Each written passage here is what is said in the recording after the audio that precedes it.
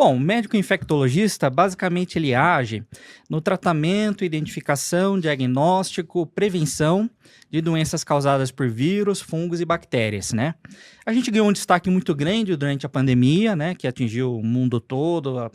Infelizmente, a gente tivemos muitos casos de mortes e tal, mas a nossa especialidade é uma especialidade básica e uma das mais antigas da medicina. A gente basicamente ajuda no acompanhamento, no diagnóstico, no tratamento de qualquer tipo de doença que não a gente fala de doenças transmissíveis, que são doenças causadas justamente por outros agentes biológicos, vírus, fungos, bactérias, né? Não são aquelas doenças de origem genética, que a pessoa nasce com alguma alteração e ela desenvolve a doença. As nossas doenças, a gente fala, são doenças transmissíveis, que são causadas justamente por esses agentes. Geralmente aí na população, qual doença costuma mais acometer? Provocada por vírus, fungo, bactéria? Qual que é a dominante aí? O que a gente acaba tendo são muitas aquelas doenças infecciosas de transmissão respiratória. Então, sinusite, otite, infecção de garganta. Essas doenças, que a gente fala que são doenças respiratórias, elas se aproveitam das gotículas. Quando a gente tosse, quando a gente espirra, a gente libera um pouquinho de saliva no ar e esses agentes infecciosos se aproveitam disso para poder ser transmitidos. Então, de todas as doenças infecciosas que a gente costuma ter com mais frequência no dia a dia, são as de transmissão respiratória. Lá no Japão, eles têm um costume muito legal que é, por exemplo, acordei gripado ou resfriado, eles já metem uma máscara na cara. Resolve isso aí mesmo? Resolve em termos, né? Porque essa história da máscara, assim, se a transmissão é justamente pela parte respiratória, de saliva, tosse, espirro, a máscara ajuda, mas aquela máscara tradicional, ela tem validade. Ela só pode ser utilizada por mais ou menos 3 horas. Passou das 3 horas, a máscara começa a ficar úmida e ela começa a perder a eficácia. Para ter uma proteção mais efetiva, teria que se usar máscaras mais profissionais, daquela lá que a gente usava em ambiente hospitalar durante a pandemia. Mas que ajuda, pelo menos pelas primeiras 3 horas. Ixi, então quer dizer que quando eu usava quando precisava, eu usava uma semana, já... ela perde a eficácia. Eu usava a mesma, ela tava até amarela. Perde um pouquinho a eficácia. A gente pede para trocar a cada 3 horas, ou se utilizar uma máscara daquelas mais profissionais, ela tem uma duração maior, chegaria a 15 dias, 30 dias, dependendo da frequência de uso. E a questão, nós falamos agora da máscara também, mas, por exemplo, para uma pessoa, na época da pandemia, teve muito isso, né? Aquela alta demanda do álcool 90. Álcool 90. Não, era álcool 70. 90, desculpa, eu tava com churrasco na cabeça, que o álcool 90 é ótimo pra botar um fogo. Realmente funciona mesmo, doutor? Ele é o mais recomendado? É que no começo da pandemia, quando a gente não conhecia direito como é que era a transmissão da doença, parecia que essa transmissão de contato para objeto contaminado era algo importante. Mas depois, conforme os estudos foram saindo, a gente descobriu que a transmissão não é assim tão importante. Ela pode ocorrer, mas na maior parte das vezes a transmissão do Covid era respiratória. Então é bom sempre você manter uma higiene, o álcool ajudaria, mas não é aquela coisa de transmissão tão importante quanto a gente imaginava no começo. Caraca, então assim, por exemplo, lá em casa a gente chegava às compras, passava álcool, então era meio desnecessário. Não é que era desnecessário, porque tinha sim uma certa taxa de transmissão, mas não era aquela coisa tão grave como a gente imaginava antes, né? A gente orienta sempre a higiene das mãos, porque involuntariamente a gente coloca muita mão no rosto, no nariz, na boca, então realmente pode ocorrer a transmissão? Pode, mas não é algo assim tão importante quanto a transmissão respiratória. E doutor, você estava contando ali no bastidor, né, a questão de você ter trabalhado, né, na UTI do Covid e tudo. Acredito que você tenha um monte de história lá, né? Aconteceu muita coisa, porque eu sou formado aqui pelo curso de medicina da UEL, da Universidade Estadual de Londrina, só que eu fui fazer a minha residência em infectologia em São Paulo.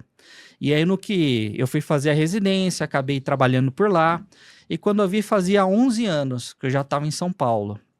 Só que a minha família era daqui do interior do Paraná, era daqui de Londrina. E quando estourou a pandemia, eu estava em São Paulo.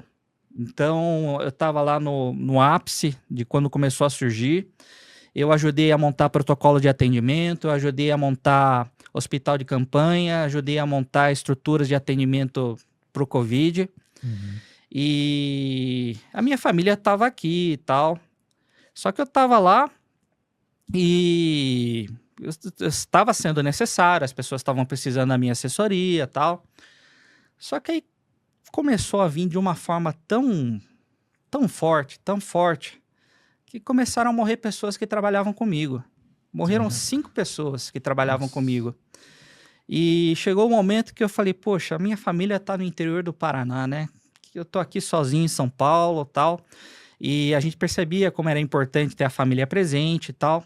Falei, vou voltar pro Paraná, acho que não tá valendo a pena, né? Porque lá em São Paulo foi uma situação muito tensa. Eu lembro que o primeiro diagnóstico de Covid tinha sido final de fevereiro de 2020. Meu primeiro paciente Covid positivo aparece 15 dias depois. Não. 2 semanas depois me chega um paciente, ele era irlandês, ou tinha tido passagem pela Irlanda, os primeiros casos foram de pessoas vindas de fora do Brasil. E ele tinha tido uma passagem vindo da Europa, tinha passado por Lisboa, acho que tinha passado por Paris também. E ele chegou, um rapaz jovem, 35 anos, sem nenhum problema de saúde, com uma franca pneumonia, assim, ele não tava sufocando. Então foi o primeiro paciente, a gente teve que colocar ele numa UTI isolada, foi muita fisioterapia respiratória, suporte, não chegou a ficar entubado e tal, mas foi o primeiro de muitos. E aí quando aquela onda começou a crescer e eu comecei a ter amigos, colegas de trabalho se infectando, ficando doentes, eu falei, vou voltar para o Paraná. Eu gostava muito de Londrina, eu acho que uma das coisas que eu deveria ter feito, como eu gostava muito daqui, eu deveria ter feito a residência aqui, né? Ter feito a minha especialização aqui. Mas a gente quer conhecer outros lugares, né? Quer conhecer estruturas diferentes e tal. Acabei indo para São Paulo, mas quando veio a pandemia, eu falei, eu vou voltar para o Paraná. E aí, no que eu voltei para o Paraná, eu sou infectologista, também com especialização em UTI, e naquele momento o HU estava contratando médicos, porque justamente eles estavam montando a estrutura para atendimento de Covid, e eu era médico infectologista, especialização em UTI, eu tinha acabado de sair do olho do furacão lá em São Paulo. Então a universidade me contratou, eu fiquei trabalhando durante 3 anos como plantonista numa UTI Covid, que era o tal do Hospital de Retaguarda. Eu não sei se vocês ouviram falar alguma coisa, mas foi uma estrutura do HU voltada só para atender Covid. A estrutura ficou durante 3 anos funcionando, durante os 3 anos eu atuei lá, nessa UTI Covid, nessa enfermaria Covid. E na hora que os casos, felizmente, foram melhorando, foram diminuindo o número de casos, a universidade abriu o processo seletivo para docente do curso de medicina. Aí eu fiz a minha inscrição, acabei passando. Então, a hora que a UTI Covid fechou, a universidade me contratou. Agora eu estou como docente do curso de medicina. Então, eu continuo na universidade lá, mesmo depois de fechada a UTI Covid. Gostou desse corte? Então faz o seguinte, deixa o like, se inscreva no canal, hype esse vídeo e nos siga no @conversariapod. E aqui, ó, tá aparecendo o episódio completo para você assistir e ter mais informações de uma forma mais completa, beleza? E para você que clicou e não dá para assistir é porque você ainda não é membro do nosso clube. Então torne-se membro para você ter acesso a todas as lives exclusivas só para membros.